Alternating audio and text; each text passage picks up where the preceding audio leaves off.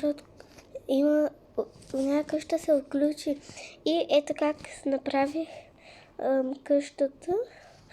Нов герой, да. Банята ни. Игнорирайте кашоните, просто няма къде да ги сложа. Изчакайте. Така. Ето тук кухнята.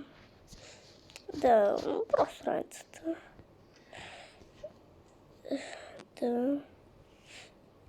О, това не знам откъде е отворено. Да. И тук входът. Ай, вижте от тук. Може да си избирате нещо като, например, тази масичка, която на мен ме харесва. Просто си взимате от тук и си го слагате тук, примерно. А пък ако искате, си я връщате. И тук е така, си избирате цвят. Всякакъв различен и така. Така. И тук е холът. Да.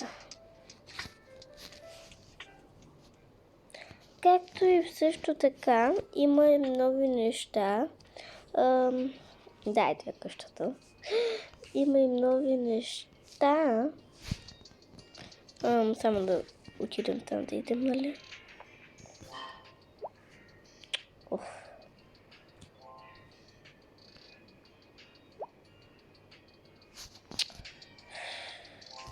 Добре,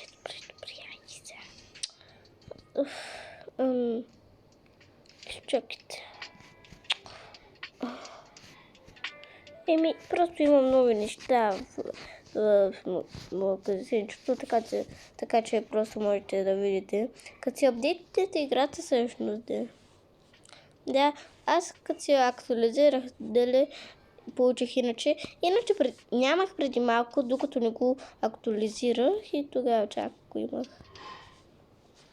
Даже картинката на играта се промени. Ето. Да. Пък, да. Ето сега. Чуете?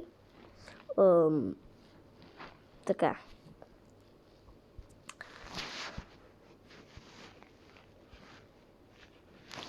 Така. Изчакайте. Така. И ето. Да.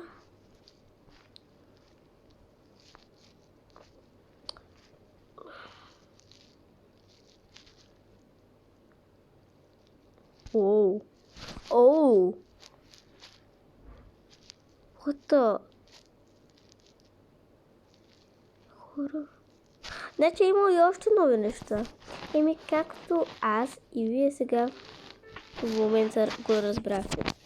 Нека сега да идем и да видим. Не така. Няма такива дрехи. Но... да. Пък... Но все пак къщата е отключена. И да. А пък много скоро време, както сега ще ви покажа, в играта, в училището, почти се е отключило, защото едното е отключено. Още мъничко и може да отидем горе. Така че да. Да. И също така, ето е един лайфхак. Тук под тази статуя има този ключ. Изчакайте. Така, изчакайте за малко. Нали... изчакайте.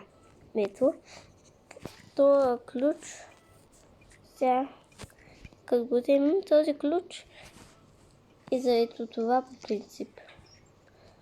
Тук има пантовки и такива неща. Ето, гледайте сега. И тук си избирате какви неща. Чанта, дреха, онова, това. И така, като панелката, например, е така. И все различни неща. А път за ето това пак ще ви покажа, гледайте.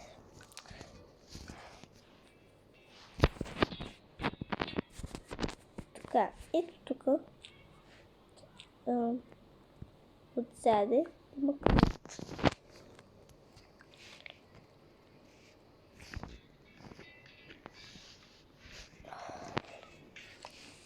Така.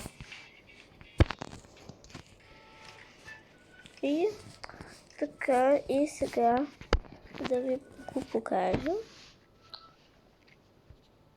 И ето какво има. Така, например, можете да направите. Или пък е така да направите. Така може и така може. Тъп. И с топката даже може. И тап. Като цяло това е. Чао.